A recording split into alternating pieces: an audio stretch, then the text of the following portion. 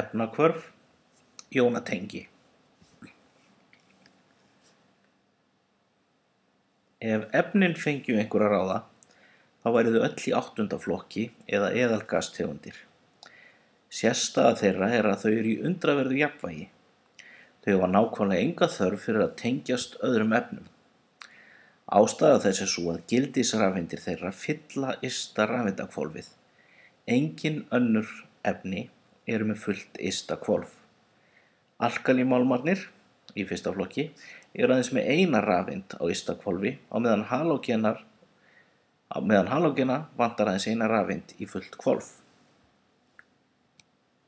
Kannski manstu að rafeindir voru fyrstu eindirnar sem uppgötvuðust af þeim eindum sem mynda frumeindir, samt hafa þær minnsta massann. Það er vegna þess að þær eru ótrúlega hreyfanlegar. Frumeindir eru enda í sífellu að gefa eða stela rafeindum af öðrum frumeindum. Sumar frumeindir deila rafeindum og sumar frumeindir svamla í rafeindahafi sem margar frumeindir eiga saman. Þessar hræringar valda því að efni eru sífellt að verða til og hverfa þótt frumeindina sjálfar séu alltaf til staðar. Þú andar að þér súrefni og borðar kolefni en andar síðan kolefninu frá þér föstu við súrefnið í nýju efni sem kallast koltvísýringur. Honum andar síðan græna plöntur að sér og breyta honum í sykur sem þú svo borðar. Heimurinn er fullur af svona breytingum, við köllum þær efnahvörf. Til að skilja efnahvörf þarf að skilja að það eru 2 leiðir fyrir frumeind að fylla ysta hvolfið sitt af rafeindum. Þær verða augljósar ef maður ber saman klór og natrín. Klór á aðeins 1 laust sæti á ysta hvolfi, á meðan natrín á 7. Þessi munur veldur því að klór togar af meira afli í þessa einu gildisrafeind natríns en natrín getur beitt til að halda henni. Niðurstaðan er yfirleitt sú að klór rænir þessar einu rafeind af natríni en við það komast báðar frumeindirnar í það eftirsóknarverða ástand að vera með fullt ysta hvolf. Það eru 3 tegundir efnatengja sem geta tengt 2 eða fleiri frumefni saman í stærri sameindir. Sú fyrsta tengir almennt saman málmleysingja og málma og virkar þannig að málmar gefa málmleysingjanum rafeindir.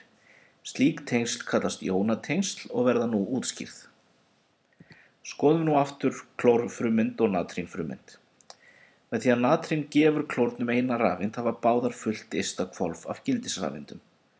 Natrín fellir burt hvolfið sem áður hýsti þessa einu rafeind og hefur nú fullt hvolf, alveg eins og klórin. Áhrifin af því eru auðvitað þau að báðar frumeindirnar verða núna jónir. Nú er ekki lengur sami fjöldi rafeinda og róteinda. Natrínfrumeindin verður jákvætt hlaðin því að fleiri róteindir eru í henni heldur en rafeindir, en klórfrumeindin verður neikvætt hlaðin því hún hefur fleiri rafeindir en róteindir. Jákvætt og neikvætt eru hérna bara nöfn til að aðgreina 2 ólíkar rafhleðslur. Það er ekkert jákvætt eða neikvætt viðhleðslur sem slíkar. Þetta er alveg eins geta heitið svört og hvítleðsla eða A og B eða öfugt. Nema hvað? Rafmagn og segulafl er tengt alveg eins og með segul. Þá ýta 2 einshleðslur hvor annarri frá sér en 2 ólíkar dragast saman. Þegar natríni gaf burtu rafeind varð natrínfrumeindin jákvætt hlaðin og þegar klórin tók til sín rafeind þá varð hún neikvætt hlaðin og nú dragast frumeindirnar hvor af annarri því að það er einmitt það sem jákvæðar og neikvæðar hleðslur gera. Og þetta er ástæðan fyrir því að natríum og klór verður að natríumklóriði sem við þekkjum flest sem matarsalt.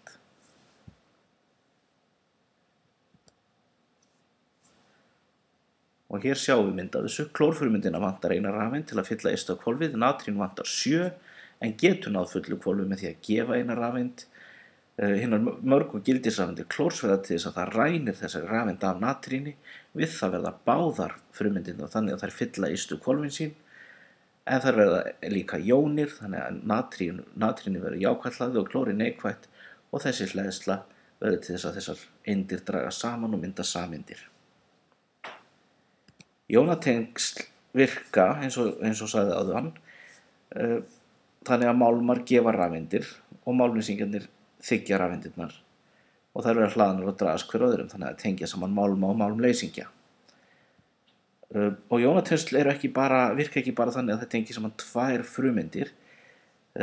þegar jónatengsl og hafa tengt saman eina natrínfrumeind við eina klóreind, að þá halda þær áfram að dragast að tengsl af eindum í kringum sig og mynda stóra kristalla.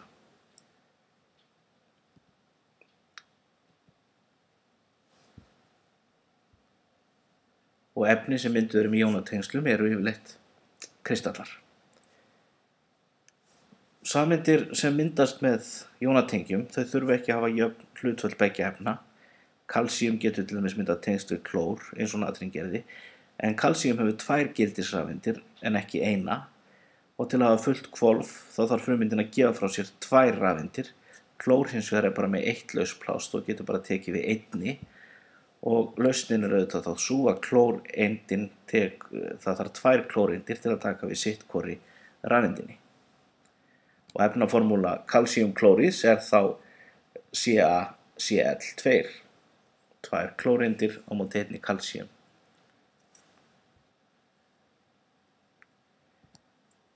Dæmi nokkur efni sem mynduð eru með jónatengslum eru natríumklóríð, natríumbrómíð, kalíumbrómíð, natríumflúoríð, kalíumjóðíð og kalíumklóríð, og öll þessi efni myndast á milli málma sem eru í fyrsta flokki og málmleysingja í halógenflokknum, enda er það einkenni þessara flokka að efnin í fyrsta flokki hafa eina gildisrafeind til að losna við, en efnin í halógenflokknum vantar eina og því passa þessi efni sérstaklega vel saman.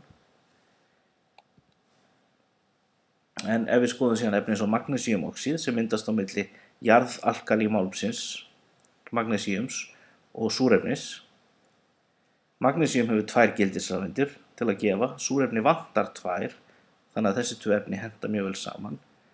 Kalsíumklóríð, við skoðum það áðan, þá taka 2 klórfrumeindir hvor við sinni rafeind frá kalsíumeindinni sem þarf að losna við 2 til að hafa fullt hvolf, og svo má nefna kalíumoxíð, en kalíum er alkalímálmur og hefur bara eina gildisrafeind, súrefni þarf 2 og jónatengsl myndast því á milli 2 kalíneinda og 1 súrefniseindar. Eitt einkenni efna sem myndast með jónatengslum er að þau mynda hörð, föst efni sem erfitt er að móta. Ef á þeim er tekið þá molna þau frekar en að bogna, og ástæða þess er augljós ef uppbyggingin er höfð í huga. Þau mynda kristalla sem halda saman með aðdrætti milli jóna með ólíka hleðslu, og hér sjáum við dæmi borðsalt. Ef efni verður fyrir verulega átaki þá getur þetta gerst, og þar sem að hleðslur sem eru líkar hafa fráhrindikraft en ekki aðdráttarafl, þá glatar efnið festunni og molnar, öfugt við til dæmis málma sem eru ekki tengdir með jónatengslum og hafa mikinn sveigjanleika.